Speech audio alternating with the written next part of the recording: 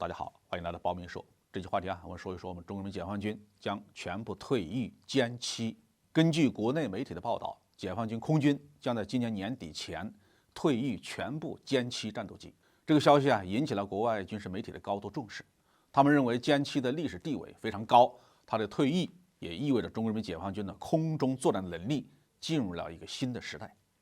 对歼七战斗机我是有很深刻的印象的。当年我在空军机场保障空军航空兵的战斗机部队进藏执行战备任务，歼七是当时的国产歼击机里面为数不多的能够在高阳机场执行作战任务的歼击机。在很长一段时间里歼七都是解放军空军的主力战机。它的原型是前苏联米高扬设计局的米格21。这个型号在全世界范围内评价都是非常高的。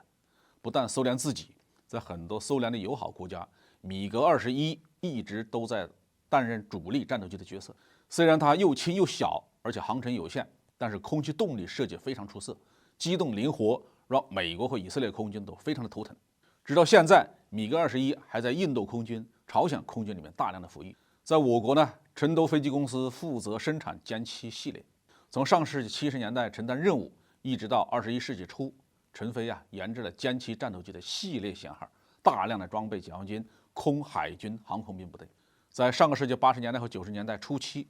我们国家的先进战斗机还没有研发出来。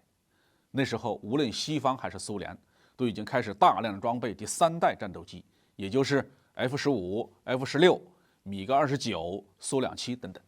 曾经有一段时间，我们空军的压力是非常大的，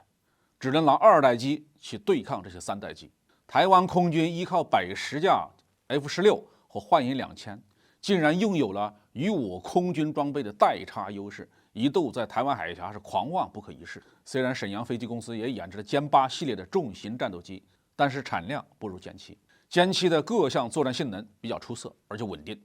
对跑道等地面保障的要求相对不高，可以在各个战略方向随行作战任务。所以歼七一度大量的装备空军部队。在歼七的研制过程中成都飞机公司不断的挖掘它的潜力，升级改造从未间断，以致歼七系列发展到10多个型号，先后进行了更换先进发动机，采用先进的机翼构型，更新机载雷达、电子系统和武器挂载，让这一款第2代战斗机的作战能力是发挥得淋漓尽致。歼七作为解放军空军的主力型号，一直坚守岗位，直到歼10战斗机研制成功，批量装备部队，这才把单发轻型战斗机的接力棒交了出来。国外媒体评价，在歼10和歼20上使用的很多先进技术，都是在歼七的不断的改进当中打下的基础。在歼七充当主力的这段时间里我们国家的财力还不是很充裕，没有太多的钱来给空军大规模的采购国外更先进的战斗机。大规模的装备歼七，平时的维护保养的成本相对比较低廉，能够让解放军空军保持足够的规模，来维护我们这样一个边境线漫长、各个战略方向安全压力大的大国空防。可以说，歼七在解放军空军的建设历史上留下的是一个光辉的篇章。歼6、